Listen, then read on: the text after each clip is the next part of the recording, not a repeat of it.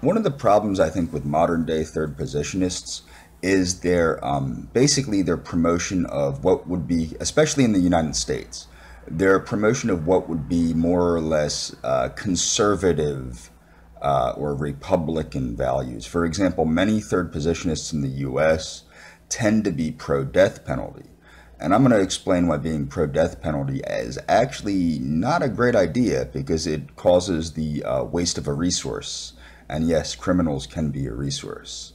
Okay, one of the problems with the death penalty that I personally have is one, forensic evidence. Forensic evidence sometimes is not necessarily the most accurate, and we've seen that with people being let out of prison on the fact that forensic evidence basically exonerated them. So that's one problem with the death penalty, because once you kill somebody, you can't take that back. But more importantly, this is actually more importantly, one of the things that many people don't understand is the scientific and medical community needs test subjects.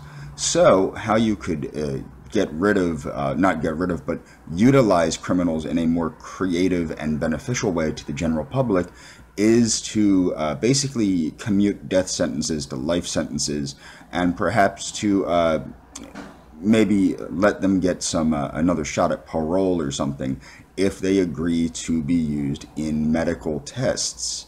This would definitely help to move forward many drugs that are not having enough human test subjects.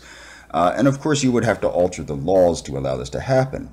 Another way is forced labor. Forced labor would be very beneficial. We do know, and I know this from going to school for criminal justice, that these rehabilitation programs and teaching them a trade and all this crap and drug rehab, it doesn't really pan out to anything great.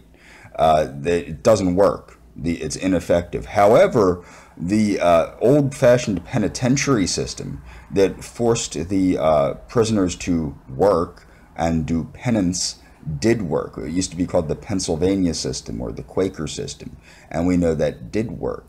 Believe it or not, when prison is not comfortable, it doesn't become a revolving door. People don't want to go back to prison when prison means that they have to do hard labor.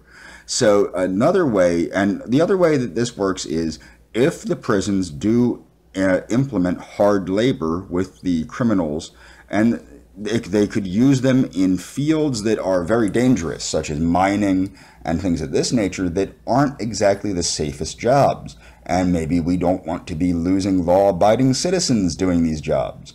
And another thing is the proceeds created by the labor of these prisoners could very easily be used to offset the cost of housing these criminals, and also it could go to the victims' families.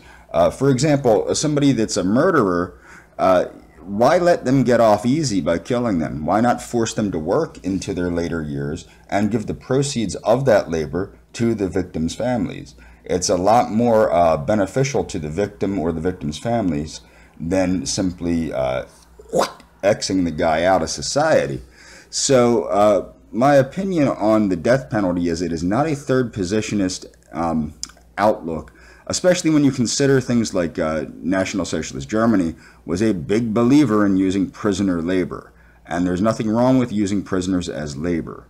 And we used to do it in the United States, but somewhere along the line, and we still do it to a lesser extent, making people work is not cruel and unusual punishment when they've committed a crime.